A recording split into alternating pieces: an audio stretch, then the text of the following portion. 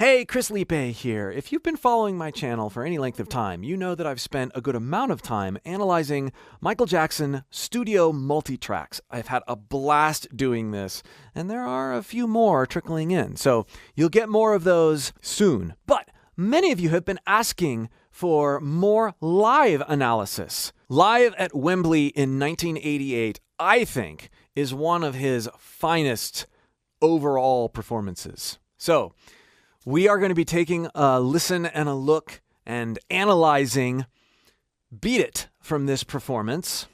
We'll do more if you guys like this one. We're just coming out of Workin' Day and Night, and these transitions between these songs are just nuts awesome. And then we do Beat It, and then after this is Billie Jean. Just to give you a little context, as a vocal coach, this is so fascinating because the studio performances recordings are so ingrained in my head that to hear him do things differently and see him dancing and make guesses, really is all they are, on why he's doing things certain ways in light of having to dance and sing at the same time, and how he's so creative and professional about the trade-offs he makes in these live performances. It's absolutely fascinating. How? Rhythm goes away. Come on now. I'm so tired. Come on, baby. I ain't working. I ain't working. I ain't no. Come on, baby. Come on, mama. I'm so tired. Come on, baby. And even these ad-libs, you hear this throughout this concert, but he heats up the top. Yeah, and cleans up the bottom. And his voice sounds like it's in great shape for this concert.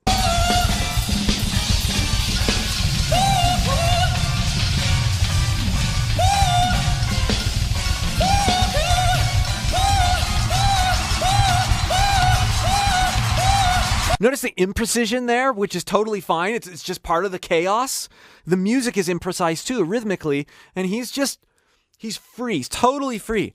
And the magic about Michael Jackson live is he is dead on when he wants to be, and then makes all sorts of strategic exceptions to allow him to be looser and maybe even not fully present where he is normally in the studio recording.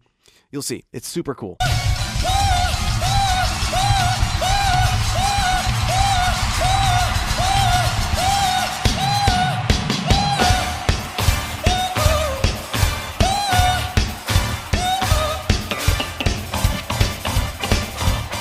Let's change.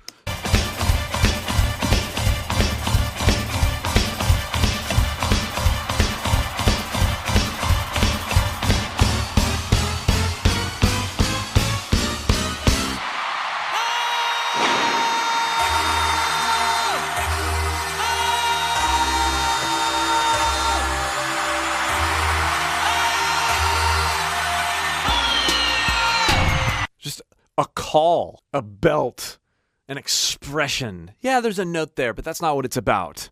It's about engaging the audience, bringing up the energy, and the reveal of what he now looks like.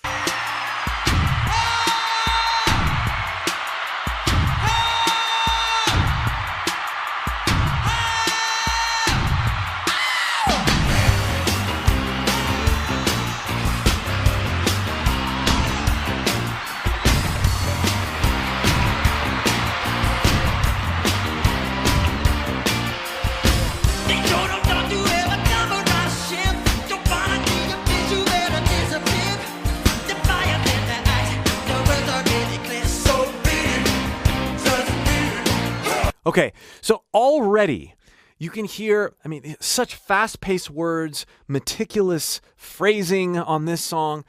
You can hear him being a tad winded, but also knowing he's got these backing vocals back there that he can lean into. While leaning into these backing vocals, he can phrase differently. He can drop a word here and there. He can even be a bit winded and catch his breath, sometimes even mid-phrase, and it's totally cool.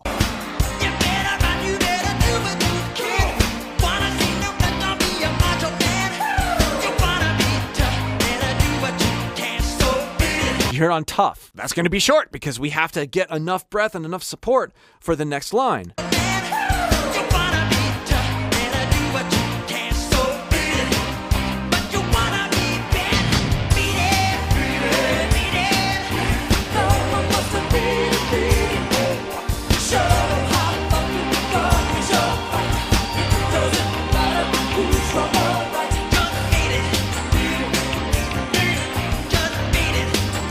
Let's go back and watch that descent to the stage. But you wanna be bad, beat it.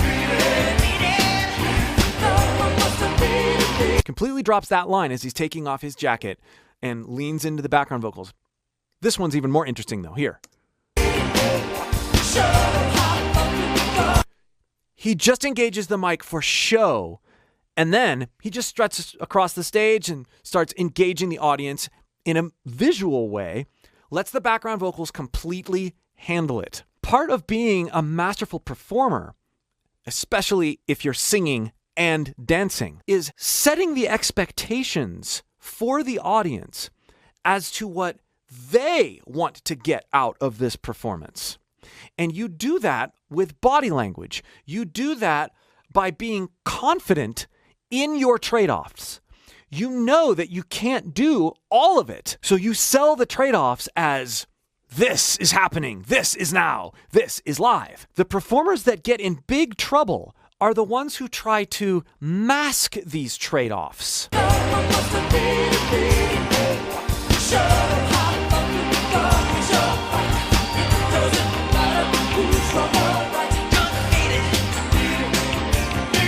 And when he comes in, he's on.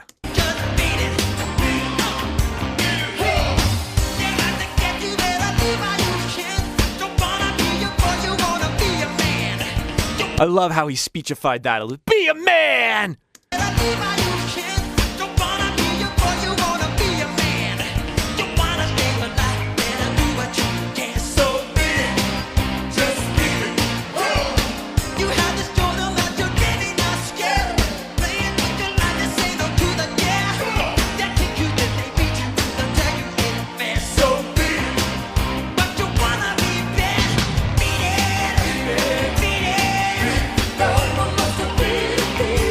Take a little rest. He's just spent a lot of time in that gritty, highly compressed state. Let his body rest a little bit. Let his voice reset. He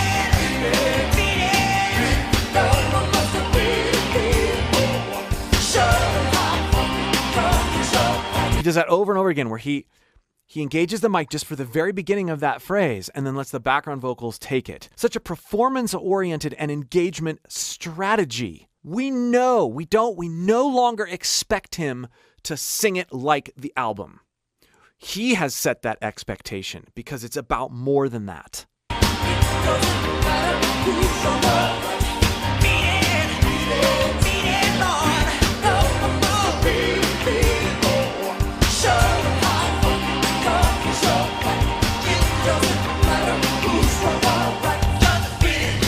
Whose is all of us there.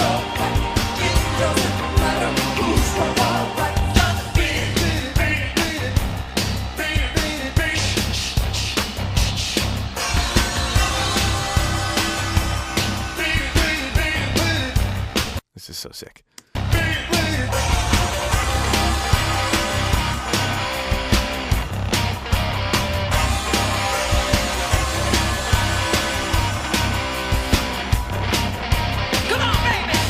Stopping at relatively even intervals here just to respect the copyright laws.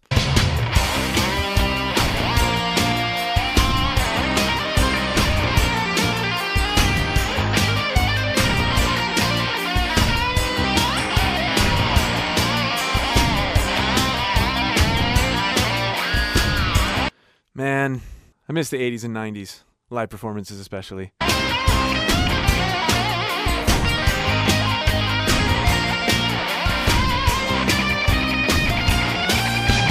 Is that Jennifer Batten on the guitar solo? Great guitar player.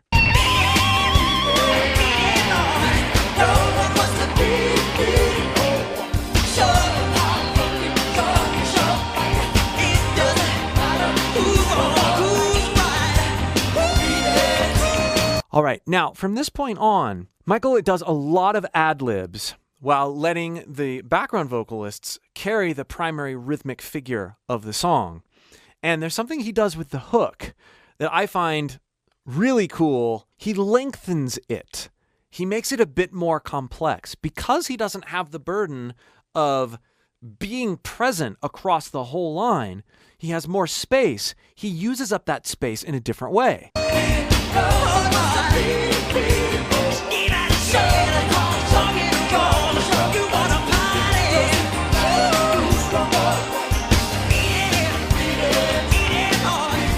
So beat it, not beat it, beat it, beat it, beat it. Not that. Beat it. There's more sustain.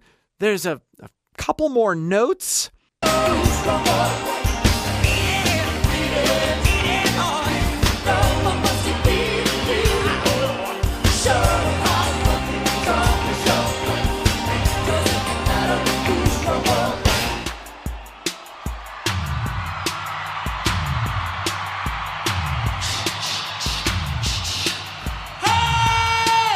I love that so much of his vocalizations, even here we can see, are just percussive little isms, little tidbits. He doesn't have to do a ton with his voice, his actual voice. He can let the mic do a lot of work. He can let other sounds that are coming out of his face do the work. Let's back up to how he modifies that hook. He lengthens it, but he still stops. It just goes back to him having such an amazing rhythmic sense. He can lengthen it and still have it be so groovy. A lot of times when singers add or modify a hook, the rhythm just falls apart completely.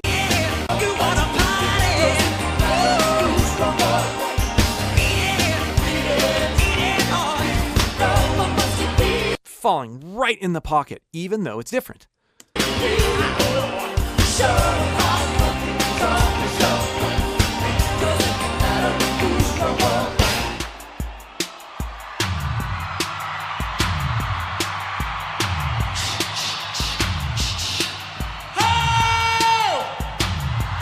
Yes.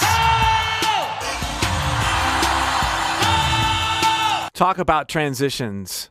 They're just epic.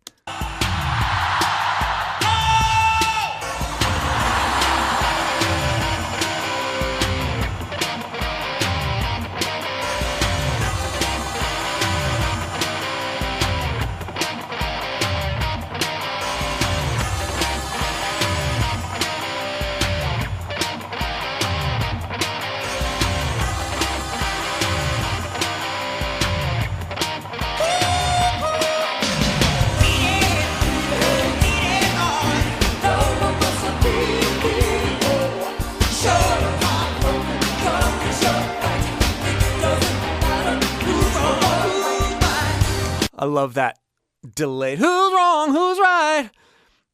It's set aside from what's happening. It's like he's reintroducing his own vocal texture here.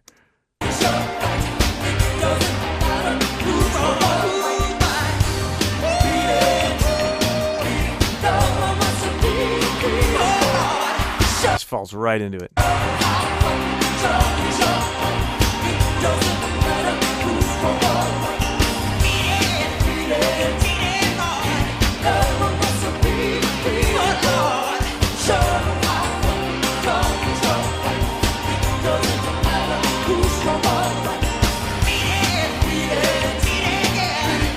Yeah, he sticks with that modified hook. Oh! That in the background vocal.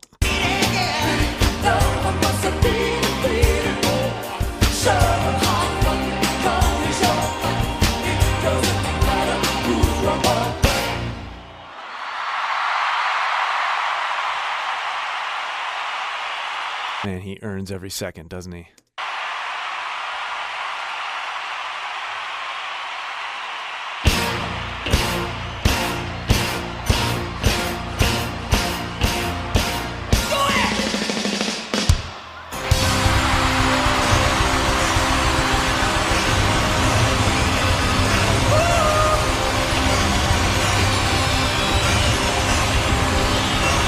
Now, I've talked a lot about Michael Jackson's distortion in his techniques in other videos. Be sure at the end of this video to check out my extensive playlist of Michael Jackson analysis videos. I don't want to get too in the weeds with vocal technique here, because this is more about analyzing the performance and extracting values from what he does and learning about and improving my own capabilities in the process. Learning from the best, if you know how to do it, is so fun.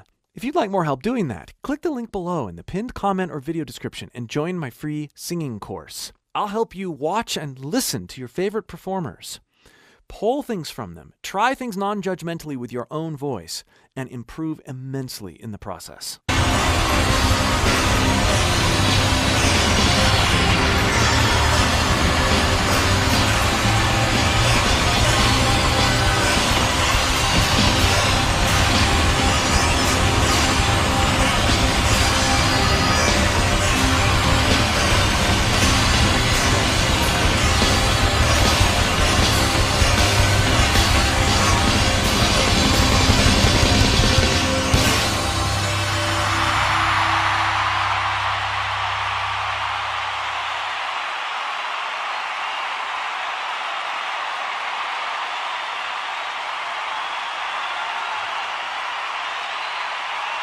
Ugh.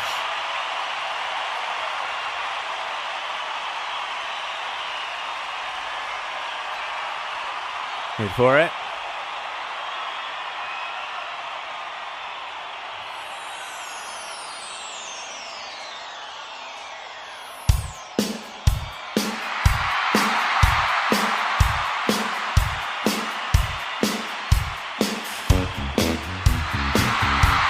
We'll save that analysis for another video. Hope you enjoyed these. Let me know if you did in the comments below and which song from this performance or from this concert I should do next. Again, if you'd like help working with your own voice in new and freeing ways, click that link below in the pinned comment or video description and join my free course.